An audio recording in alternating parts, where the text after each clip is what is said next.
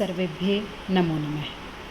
प्यारे बच्चों, आज हम द्वितीय पाठ का अध्ययन करेंगे जिसका नाम है स्वर्णकाक है, यानी सोने का कौआ, यानी जिसके पंख हैं वो सुनहरे हैं, सुनहरा कौआ।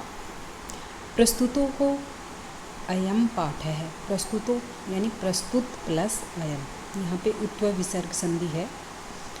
प्रस्तुत अयम पाठ है श्री पद्मशास्त्रिणः विरचितं विश्वकथाशतकम् इति कथासंग्रहात् गृहीतो अस्ति। यानी यह पाठ श्री पद्म शास्त्री द्वारा रचित विश्वकथाशतकम् कथा संग्रह से लिया गया है। यानी श्री पद्म शास्त्री की पुस्तक है विश्व कथा शतकम, उस कथा संग्रह से यह पाठ लिया गया है।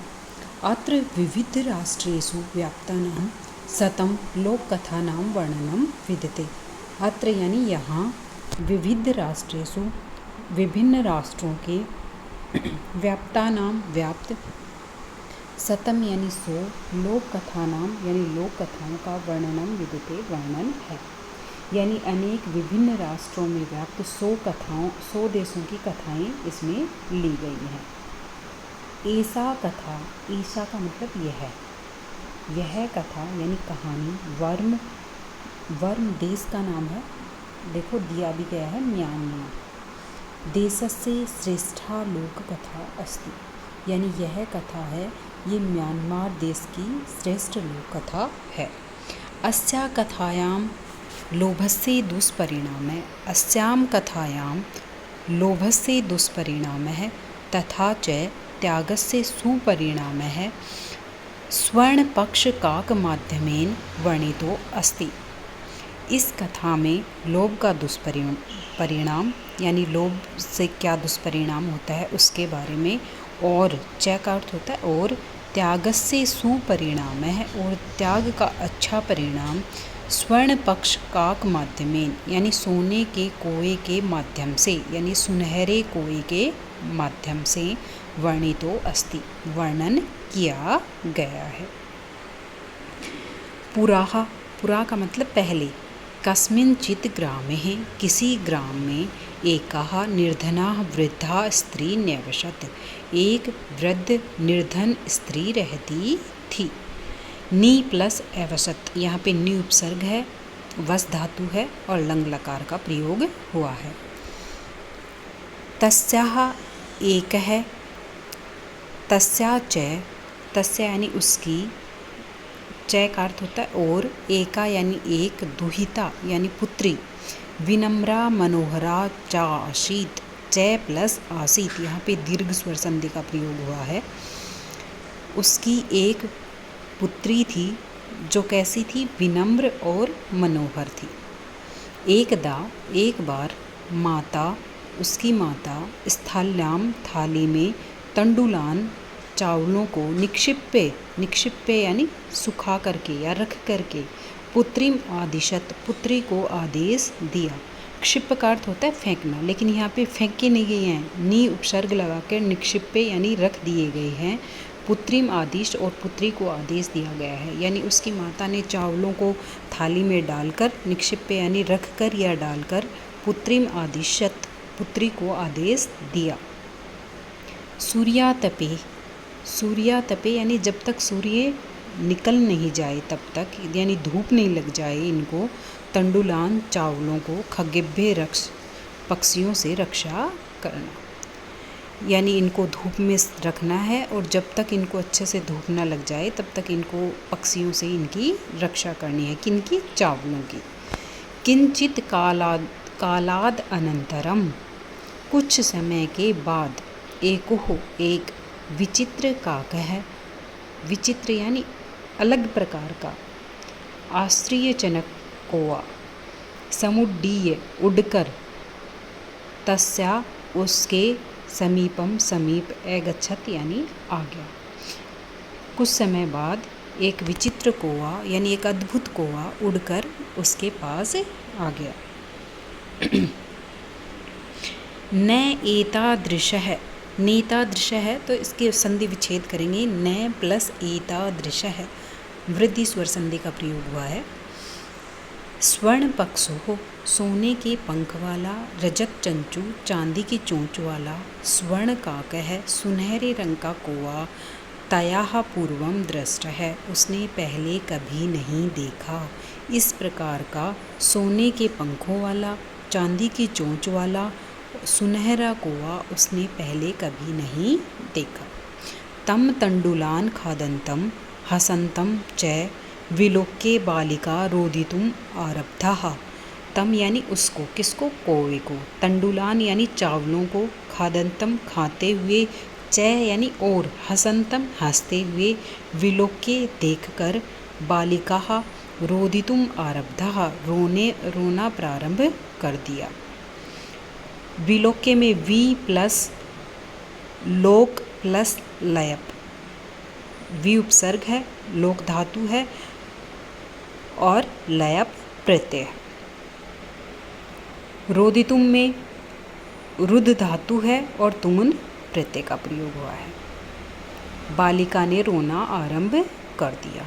तम निवारयंती, उसको निवारयंती यानी दूर करने के लिए, सा प्रार्थत उसने प्रार्थना की, यानी उसको हटाने के लिए उसने प्रार्थना की।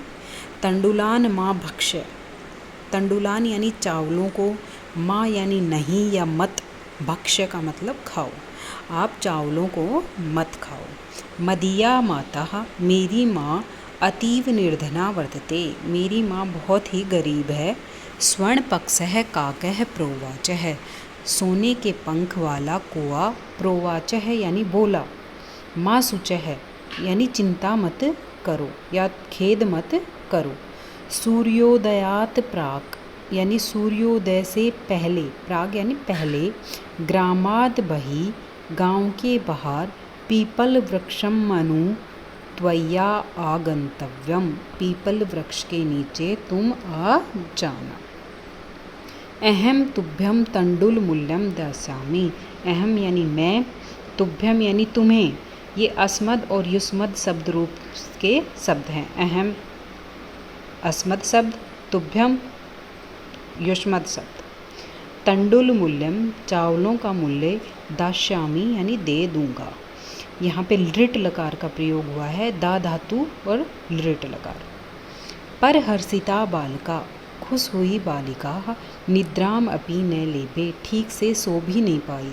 निद्राम अपि यानी नींद भी, न लेभे यानी प्राप्त नहीं हुई, यानी जो खुश हो जाते हैं तब नींद नहीं आती है, तो खुशी के मारे उसे नींद भी नहीं आई।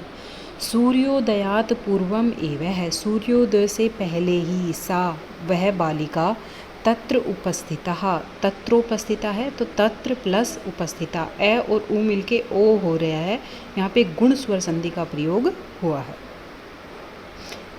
सा तत्र उपस्थिता, वह वहाँ पर उपस्थित हो गई। वृक्षस्यो ऊपरी विलोके सा च आश्चर्यचकिता संजाता, वृक्ष के ऊपर विलोके देखकर, सा वह बालिका, आश्चर्यचकिता आश्चर्यचकित संजाता हो गई। यत कि तत्र स्वर्ण में प्रसादो वर्तते, कि वहाँ पर सोने का प्रसादो यानी महल वर्तते है। यदा काकः सयित्वा, जब कौवा, सयित्वा सो करके, यहाँ पे कत्वा प्रत्यय का प्रयोग हुआ है, कर या करके होता है कत्वा का अर्थ।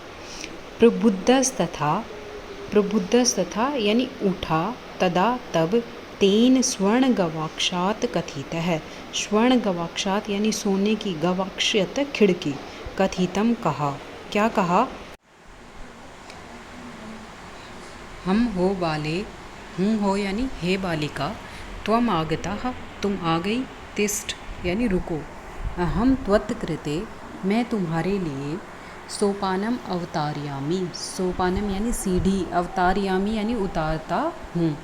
तत्कथे ऐसा कहकर, स्वर्णमयम रजतमयम ताम्रमयम वा, और उससे पूछता है कि भाई तुम्हारे लिए कौन सी सीढ़ी उतारूँ, सोने की, चांदी की या तांबे की। कन्या अवदत, कन्या ने कहा, अवदत यानी बोला या कहा, लंग लकार का प्रयोग हुआ है और वद धातु है इसमें। अहम निर्धन मातु दुहिता अस्मि, मैं गरीब माता की पुत्री हूँ। ताम्र सोपान एव है आगमिष्यामि, तांबे की सीढ़ी से ही आ जाऊंगी। परम लेकिन स्वर्ण सोपानेव सा स्वर्ण भवनम आरोहत, लेकिन उसने कौवे ने सोने की सीढ़ी से उसे स्वर्ण भवन में चढ़ाया। चीरकालं भवने चित्र विचित्र वस्तूनि संजितानि दृष्ट्वा सा विस्मयं गतः। चीरकालम लंबे समय तक भवन के चित्र विचित्र वस्तुनि यानी चित्र विचित्र अनेक प्रकार की वस्तुओं को संजितानी सजा हुआ दृष्टवा देख करके सा विस्मयम गतः उसे आश्चर्य हुआ।